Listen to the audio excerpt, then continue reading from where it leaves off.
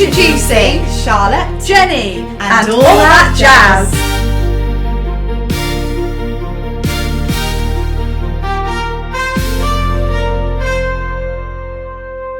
You are joining us again on And All That Jazz for episode 3. We're back. We're back. How are you doing, Jen? Yeah, I'm well, thank you. How are you? Yeah, good. I'm good. So our little What's Centre Stage segment this week kind of covers us both. Yeah, we were both at the press night at the Birmingham Rep for Inspector Morse, House of Ghosts. House of Ghosts. Starring Tom Chambers. Yeah, I don't actually know who he is. No, I wasn't very aware. I do rather live under a rock, but my friend Helen, who I took with me to the press night, she is a big fan. And it turns out he's been around, he's done some stuff. He's been around. Yeah, he was in Holby, Casualty, I know Father Brown is one of the more recent things as well.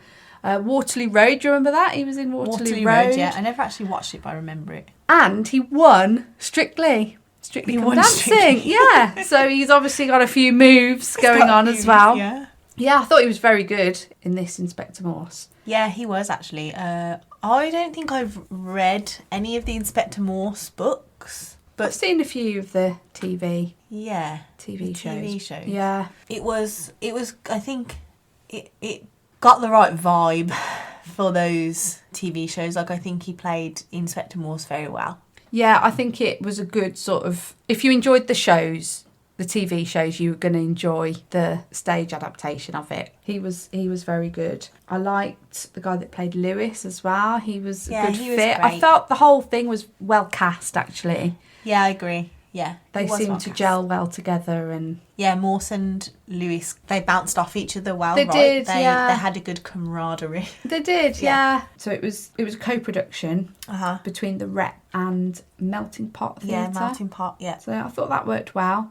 Directed by Anthony Banks. I loved the set, and the lighting really created the... Oh, did you paint the set? I painted it. Oh, there you go. Well, some of it. I knew I liked it. I knew I recognised it. I knew I recognised those brush strokes. I thought I recognised some of it from the last show you did. Just wheel out the old sets. No, it was very good. Really created the ambience of the mystery. Yeah, it had a very dark atmosphere, didn't it? It did. Yeah. Won't give away too much. No. It's a whodunit.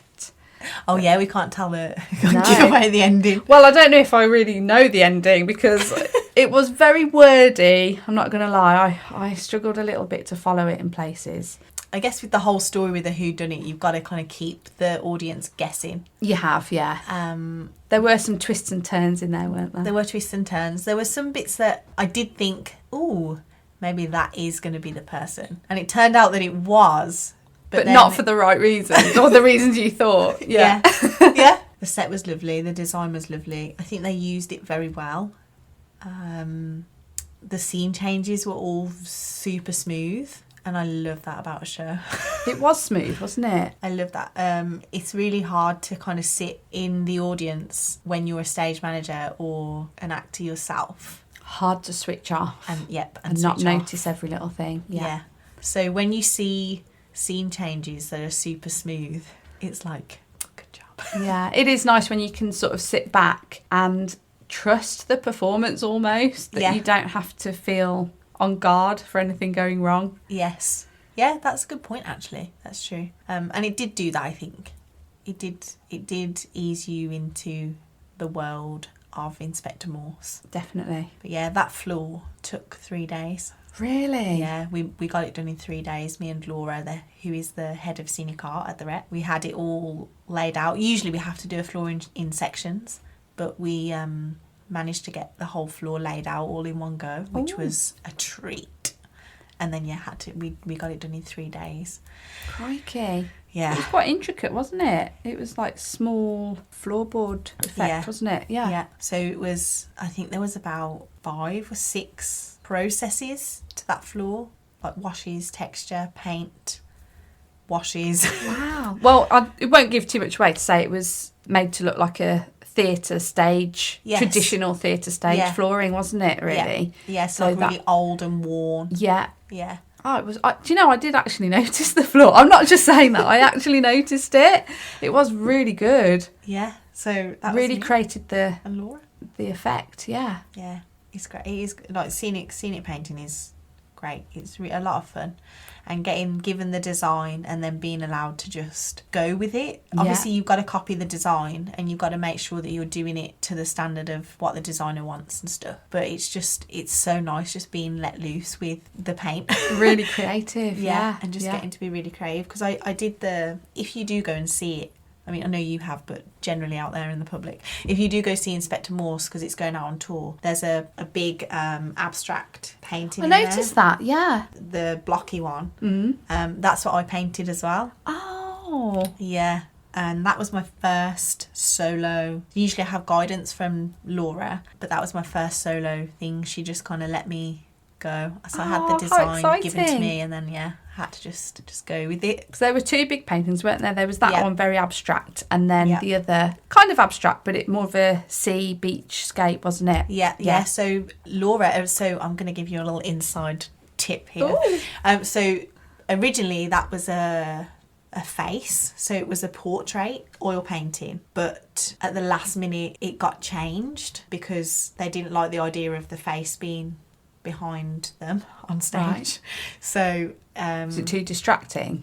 I guess so, yeah. Not really sure, but Laura had to like repaint it, so she had like a few hours to repaint Just that had whole to rethink thing. it. Yeah. Wow. And then she created that herself. Like she didn't get given like a design from that. She just had to just recreate herself, and it's incredible. Like She's so talented. so talented.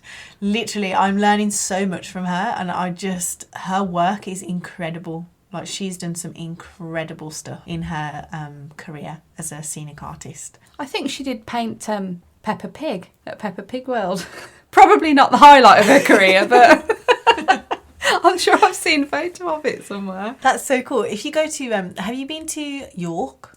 Never. No. I don't think I have.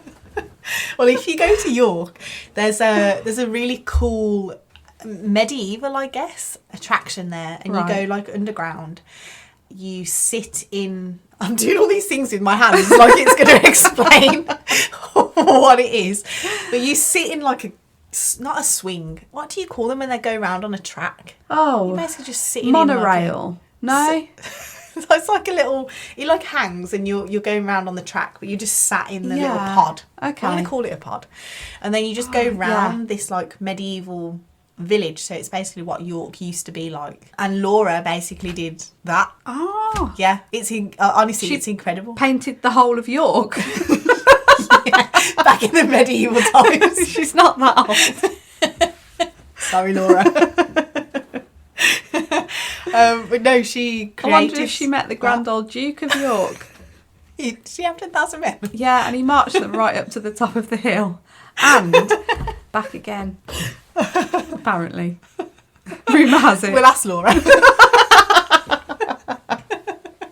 But yeah, so go there, because it's honestly, I went and it's so good, and it's really immersive, and there's like sound and smells and rats running around and stuff. Oh, And I didn't know that she'd done it until I obviously started working at the Rep, and she was like, we were having a conversation about all the stuff that we'd done, and yeah, that was one of the cool. things. Yeah, she's done some crazy stuff. that is the great thing about being freelance and working in this industry, that you do end up with the most random, unusual, varied jobs, don't you? Yeah. So Charlotte, have you seen anything else lately? Yeah, I have actually. I went to so one of my friends is a stand-up comedian, and he organised a stand-up gig in Albury. Oh, love a bit of stand-up comedy. Yeah. Oh, you might know Ryan Lewis. Lewis, yes, I He do. is from the Rep as well. Funny guy. Funny guy. Yeah, he does stand-up comedy, quite big in Birmingham, and organised this gig. The space was really cool. It was in Where was it? Albury. And it Okay. was in kind of like it was like a warehouse, I'm going to describe it as, But there was a bar in there. Is it Hot Shots? Hot Shots? I know, yeah. Yes. Yeah, I've Hot heard Shots. of it. So it was really good. It was really nice. I actually don't go and see stand-up a lot. It's not something that I choose to go and watch. But after going to that, I was like, maybe I should go to more, because it was mainly people that are from Birmingham and the West Midlands, I believe. All right. So it was good to see like local talent and people actually getting local comedians and local acts involved. Oh, good. How many people performed then? I think there was about 6. Well, that's good. Yeah. The good thing about that is if one comedian doesn't quite float your boat, then the next one might do. You know, there's a good variety of styles usually, isn't there? Yeah, it was. And they had, there's a guy called Just P. I think that's his stand-up name. I don't think he's actually called Just P. I'm sorry if you are Just P. But yeah, he was very good. Local Birmingham. And then a guy called Darren Harriott. He's done a bit, hasn't he? He's done television and I stuff. think he's well known. But they were really good, and obviously Ryan was great. And then at the end they had like a DJ. There was food, so you could eat. Oh, so it was like a full event, really, not just a gig. Yeah. Oh, wicked. It was so cool. And then at the end, like, you know, me and Darren were salsa dancing. Oh. So it was a really fun time, and it was really nice to see just loads of local people and obviously friends and stuff of the acts just coming out to support. It was really nice. It felt like a really good, wholesome community kind of event. Oh, that's really good. Yeah. Stand-up's becoming a real thing lately, isn't it? My sister actually has just done a stand-up comedy course for beginners. Yeah. That's I mean, so brave. Cool. So brave. So brave. Yeah. I think they did 6 weeks or 8 weeks. Yeah. Once a week, you know, and then it culminated in a performance. Yeah. She had to perform. And they all got up. Yeah. It was at the Core Theatre in Solihull. Solihull, yeah. It used to be the Arts Complex Library Theatre, and now it's the Core. Yeah, so it was a nice little. It was in the studio, so obviously not in the main auditorium. It was in a more friendly space, really, for beginners. Yeah. But it was really good, and it was well attended, you know, because it was all the friends and family of the performers, and so everyone was on side with it, you know, and wanted them to do well. They all did a fantastic job because it's so exposing, isn't it? Nerve-wracking to be up there. Did they write their own stuff? Yeah. So obviously some of the course was to do with writing it, and some of it was performing it, and so they all did really, really well. It was a good night out, actually. Was it? Yeah. And you went to see my sister. And how was she? On a scale of 1 to 10. Well, I thought she was brilliant. Obviously, I'm biased, but no, she's got good stage presence anyway. Yeah.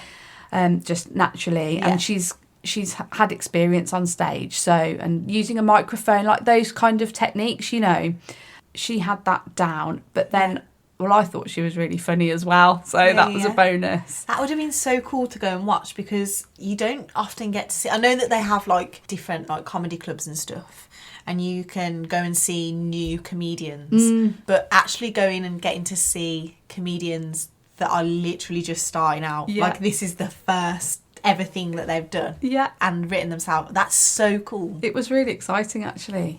That's such a good course to have. And for some people, obviously, just getting up there on stage holding a microphone, that was the challenge for them. And other people had obviously had a little bit of experience in performing or singing or, you know, something, and so this was sort of like another avenue for them that they were starting up. So there was a good range of people. I think there were about 6 or 8 of them. Oh, that's a good number. It was a really good night out. So that's so cool. I don't think I could ever imagine doing stand-up.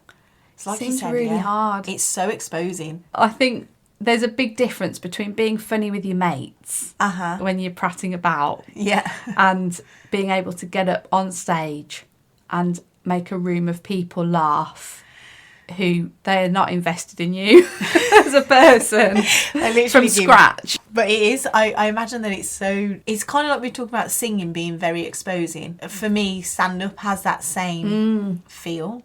definitely. And it's all your own opinion and it's all your own material. That is like ultimate. I'd be so afraid of the stony silence after a punchline. So Yeah, everyone's just like tumbleweed.